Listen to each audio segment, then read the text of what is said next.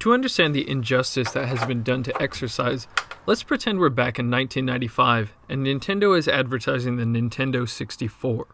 When marketing, they talk solely about the technical aspects of the machine and how it has a 93.7 MHz processor compared to the Super Nintendo's measly 3.56 MHz processor. The N64 flops, and the entire marketing team is fired since they failed to promote any relevant information, like the actual nature of the new games, or even that an entire D was added, making the games 3D instead of 2D. Of course, in reality, the Nintendo 64 did quite well. This hypothetical marketing strategy is just a parallel to the poor marketing strategy for exercise. The sales points of exercise up until now were that it's good for the heart and it will make you lose weight. First off, while these are good benefits, they're not nearly as compelling as the other benefits of exercise. Good for the heart is a vague notion that's encouraging only if you happen to be older and worried about a heart attack. Then, data is showing that exercise isn't even that effective for losing weight. A review of exercise intervention studies published in 2001 by Queen's University in Canada found that after 20 weeks, the amount of exercise energy expenditure had no correlation with weight loss. I'm not saying that exercise doesn't affect your body. The right kind of exercise increases muscle mass and improves your insulin sensitivity, setting you up to have a healthier body composition.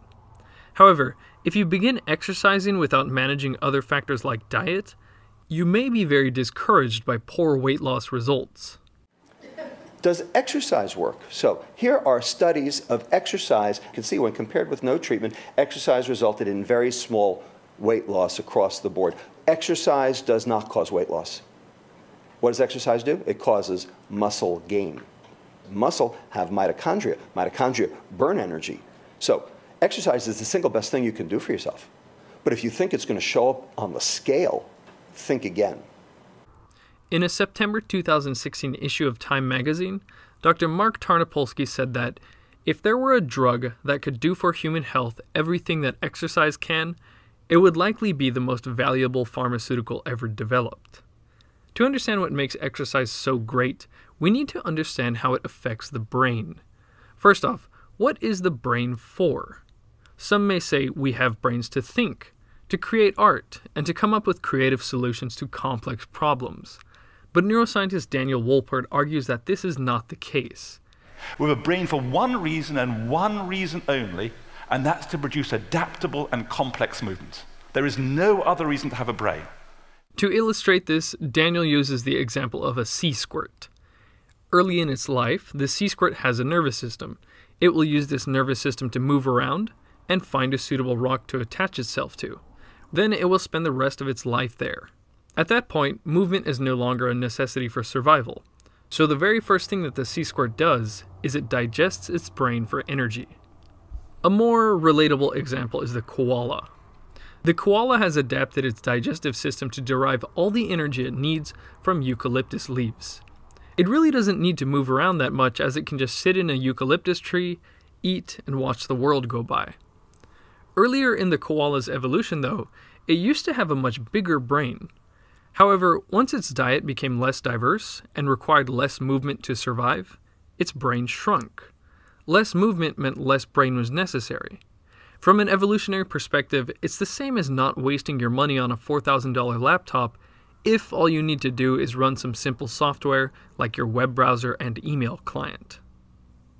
What research on exercise is suggesting, and a better understanding of neurochemical mechanisms is proving, is that there is a very powerful connection between the brain and movement. A big brain is necessary to facilitate complex movements, and executing such movements and getting your heart rate up bolsters your brain power. Exercise has been shown to help people learn much more efficiently, better deal with stress, and drastically reduce anxiety.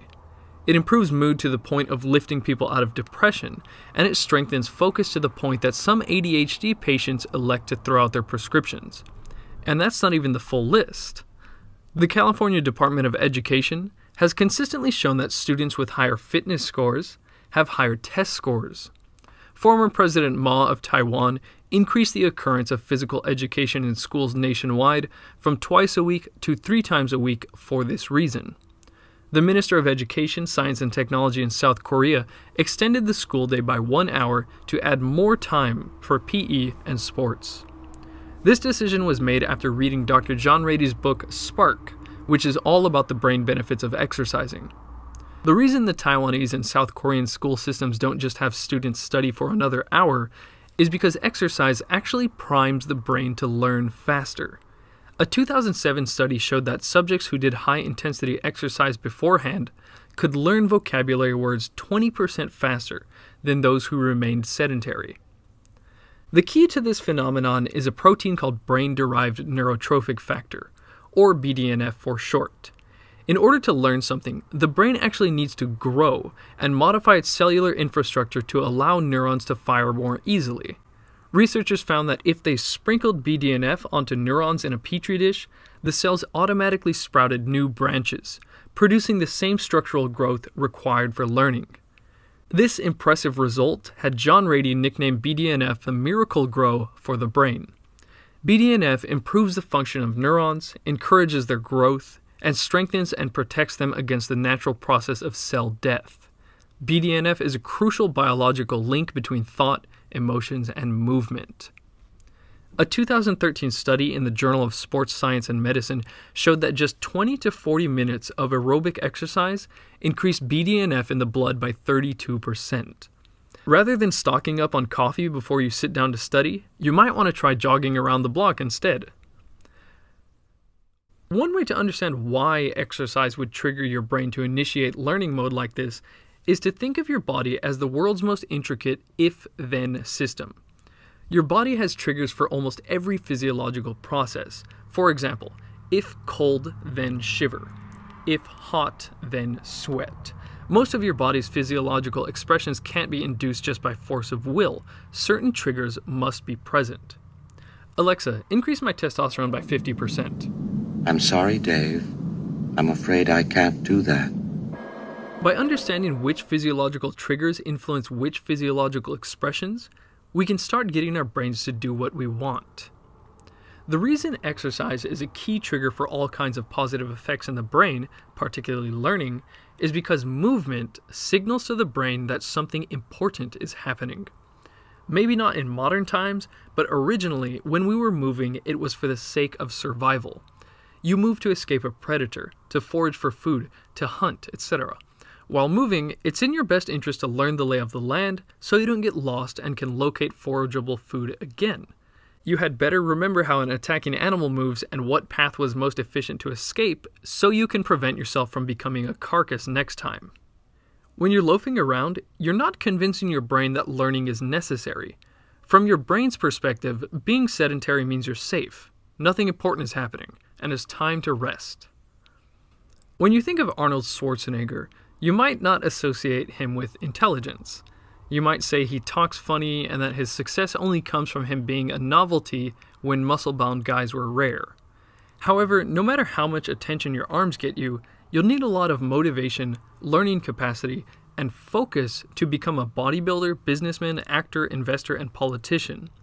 By the way, it wasn't his physique that made him rich. He became a millionaire through real estate even before he began acting.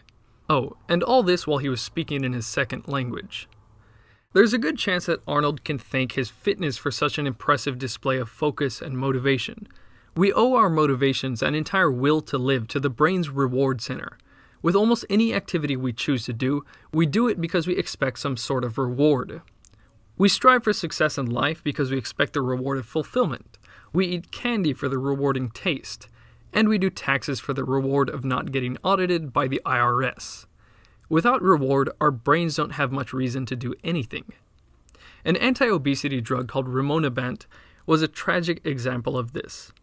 Rimonabant is an endocannabinoid antagonist. It's an anti-marijuana medicine, which also means it's an anti-munchies medicine. It gets you to stop eating by inhibiting the sense of reward from food, and unfortunately everything else. 20% of users experienced serious depression, and there were several suicides. Kill the reward system and you just might want to kill yourself. Dopamine is a key player in the reward system. Dopamine is all about motivation and attention, and is responsible for the feeling of satisfaction when we accomplish something. It makes you want to do things and reassures you that the thing was worth doing. So if your dopamine is not working properly, you can find it hard to get things done, because you're not getting enough fulfillment to justify doing them. One of the ways the ADHD drug Adderall works is by mimicking the action of dopamine in the reward center of the brain. Adderall users can get so focused on mundane tasks and blast through their to-do lists because everything becomes interesting. But you don't have to go to the pharmacy to get your reward center going. Studies show that exercise boosts motivation by increasing dopamine storage and triggering the creation of dopamine receptors in the reward center. Exercise won't have you staying up all night in a studying frenzy like Adderall, but it will give you more willpower and focus to do those little things that don't usually feel rewarding. Aside from its positive effects on dopamine, exercise also elevates levels of norepinephrine and serotonin. When these three neurotransmitters are in deficit, people become depressed. In a 1999 study, James Blumenthal compared exercise to the antidepressant Zoloft in a 16-week trial. They found that just 30 minutes of jogging 3 times a week was just as effective as Zoloft. But that's only looking at depression. A 2006 study of over 19,000 Dutch twins and their families showed that exercisers were less depressed, less anxious, more socially outgoing, and less neurotic. I guess it wasn't hyperbole when Dr. Mark Tarnopolsky said that if exercise were a drug, it would be the most valuable one ever developed. The last point about exercise and the brain has to do with stress. Let's take a look at the original stress scenario. You're chilling out, eating berries or whatever, and then you see a tiger advancing towards you. Your fight or flight response switches on, the pituitary gland secretes adrenocorticotropic hormone, cortisol is released, your heart rate shoots up, your digestion turns off, and you really start moving. You will exert an immense amount of effort. After a couple minutes you will come to rest, then your physiological processes will calm down, and your cortisol will quickly drop and stay down for the rest of the day. This is another example of the body's if-then sequencing. If see tiger, then jack up cortisol. After that, it becomes if you have exerted sufficient effort, then lower cortisol levels. Unfortunately for most people, they activate the first part of this a lot, but they don't activate the second part. Which means for most of the day, you're sitting around with a bunch of cortisol in your system. We've heard that stress makes you fat, and indeed it does. Research shows that cortisol specifically increases the accumulation of visceral fat, which is linked to cardiovascular disease and metabolic syndrome. But there's a much more important area affected by stress. Brain imaging has shown that people with frequently high cortisol levels degrade their brain tissue much faster than normal. As cortisol rises, electrical signals in your hippocampus deteriorate. The hippocampus is associated with learning, memories, and of course, stress control. However, by exercising in the morning, you can dial down your cortisol levels and keep them down the rest of the day. Frequent exercise allows your body to become much better at reacting to stress. Now, I mentioned that exercise is as good as medication for treating some issues, but exercise isn't just for correcting health. Even if you are confident that you feel great, have good focus, and are happy with your ability to learn new things, you could still improve all of these areas. If you've replaced, say, your headphones recently, you probably were satisfied with the ones you had, until you tried better ones and thought, whoa, I could have been hearing in high quality this whole time. Then those new headphones become your new standard. If you later put on your old headphones, you think, God, these sound like crap. Starting an exercise routine feels like putting on those new headphones. When someone mentions they don't have time for 20 minutes of exercise in the morning, it reminds me of one of my favorite Brian Regan skits about eyeglasses. How can instantly improved vision not be at the top of your to-do list? I'll see tomorrow. I don't have time. I don't have time to see clearly. No, I don't. Sometime about 2 years ago, I was dissatisfied with my productivity and thought I had a touch of ADHD, so I got a prescription for modafinil. Modafinil has been compared to the magical productivity pill NZT in the movie Limitless.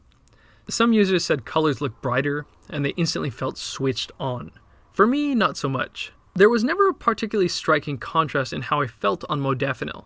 Just at some point during the day, I would look back and think, wow, I really got a lot done today.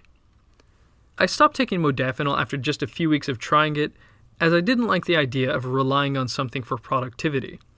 Now that I've finally made a habit of consistently exercising first thing every morning, I have a lot of those moments where I look back and say, wow, I really got a lot done. But anytime I skip the exercise, I feel like I've put my shitty old headphones back on.